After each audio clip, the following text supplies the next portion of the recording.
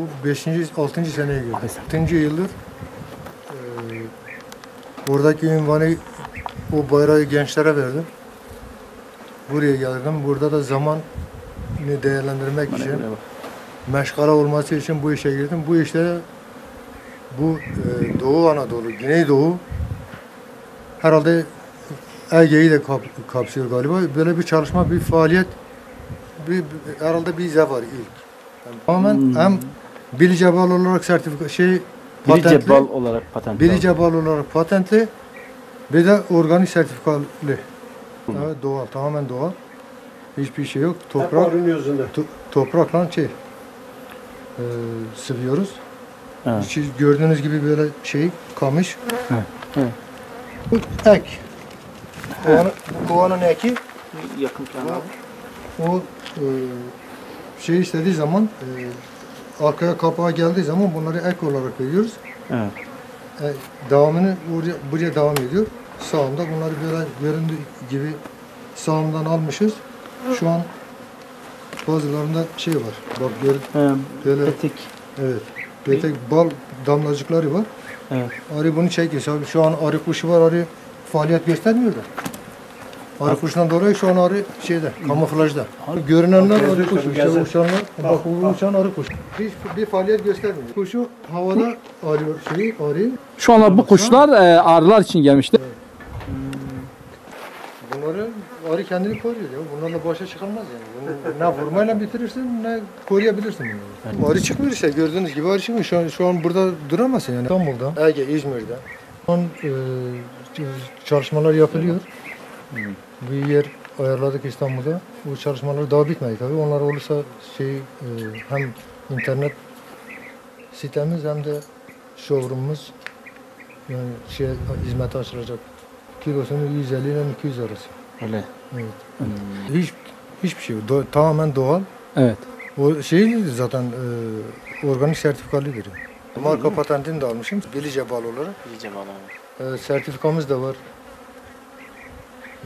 O analiz değerlerimiz de var. 2-3 gün sonra ibraz edebilirim. Bilgede ben herkese bazıları yapıyor yani hani mera daraldı veyahut fazla arı koydu. İşte aslında insanlara ön ayağız ama herkese tavsiye ediyorum. Herkes bu güzel doğayı, bu güzel bölgeyi, buralar yerleştirildi, buralar boşaltıldı, buralar yıkıldı, virane oldu. Herkes dönsün, herkes böyle bir şeyle uğraşsın, yapsın. Ben tavsiye ediyorum. Ve elimde geldiği kadar yardımcı da olurum. Evet. 1970'te İstanbul'a gittim. Evet. 84'te de temel yerleştim. Orada iş yeri açtım falan. Evet. Biliyorsunuz börekçi olarak. O ünvanımız devam ediyor. O da tarihi Bilice patentidir zaten o da. Evet. Ondan sonra Bağkur emeklisi olduktan sonra gençler de yetişti. Artık oradaki çocuklar sen yoruldun dediler. Buraya geldik. Burada da zaman yani durmayla zaman geçmiyor. Evet. Böyle bir hobi yapıyor. Derken oldu yani ticarete. Bunlar sabittir. Bunlar kalıyor burada. Yani bu üstten 1,5 metre, 1 metre 20 santim kapatıyorum. Kar tipi vurmasın içeri. Bu altı açık.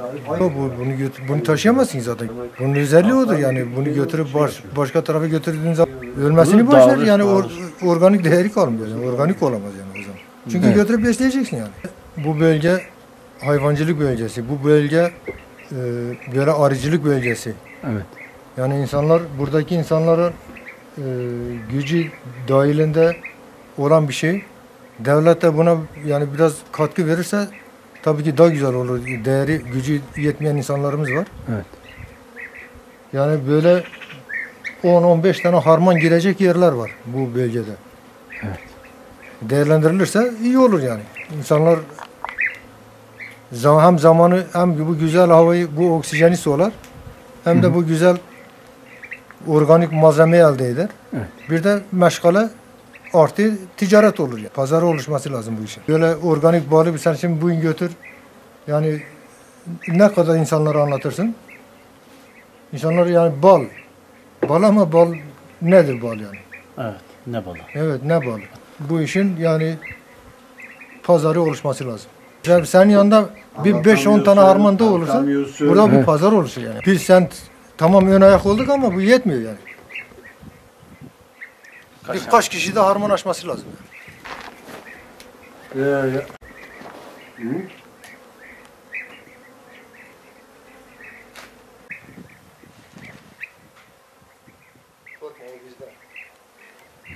Bizden olmayan yok ki.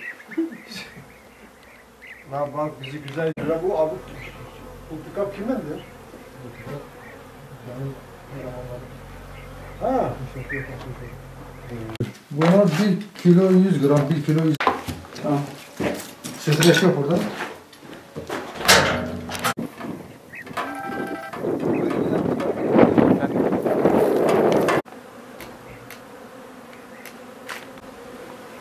Maşallah ya. Allah muhafaza etsin.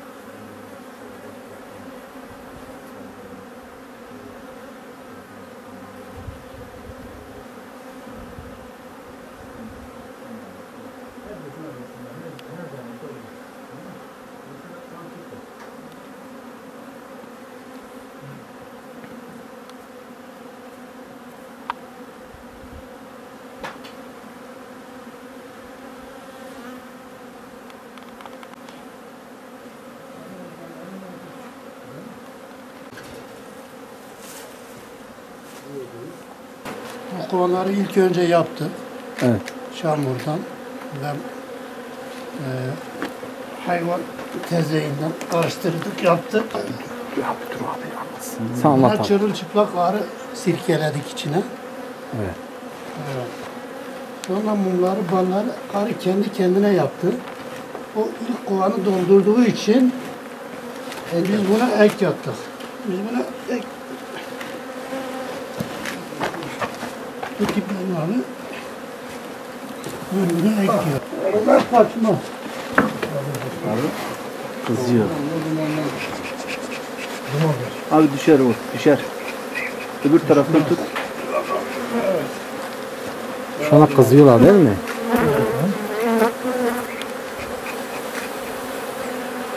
İşte bunlar arının kendi kendine yaptığı Polis işte köpekler. Onun işin Karakol. özelliği yapmıyorlar. Karakol.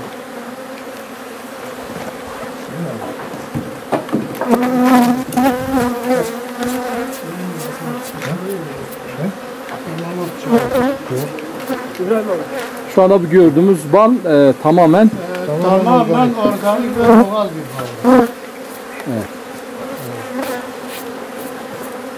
şu anda yaptığınız işleme ne deniliyor? Sağ ol.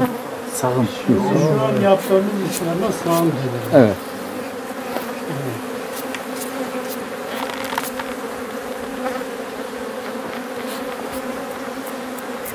Güzel oldu mu?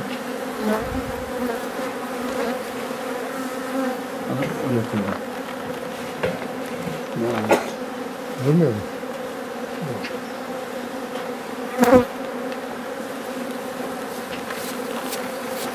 Her bir köpekten ortalama 20 ile 5 arası. Şimdi 20 kilo bal veren de var. 5 kilodan yani. 5 kilo veren de var. Bunun ortalaması 10 kiloya geldi. Bir defa Yılda bir sene, yani değil mi? her sene 10. ayda bunun sağımı yapılıyor. Çok güzel bir bal. Tamamen doğal bir baldır bu. Herhangi bir katkı maddesi şey yok içinde bunun.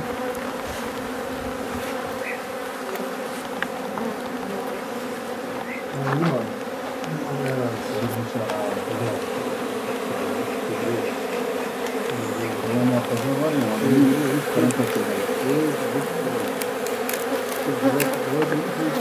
Yani bu kovanları içinde kendi kendilerine yapıyorlar.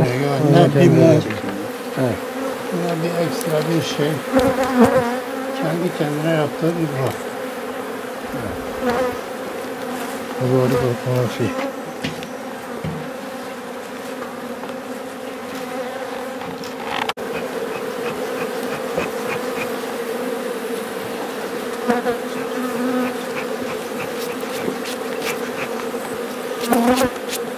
Şu anda bu dumanı niye veriyorsunuz? Bu dumanı arıyı sakinleştirmek için veriyoruz sadece. Arının Kaçıyor. balı terk etmesi için. Evet.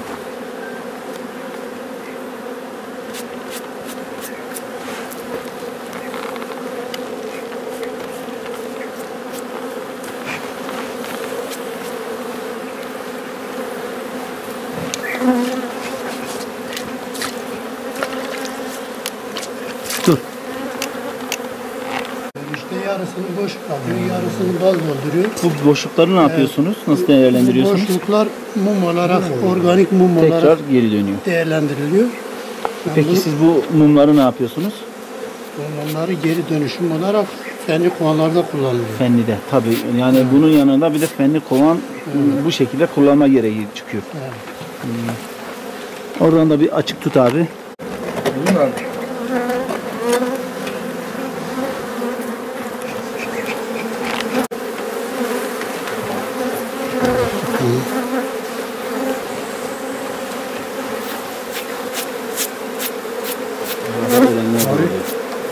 Kafadan mamasını arı vuruyor abi.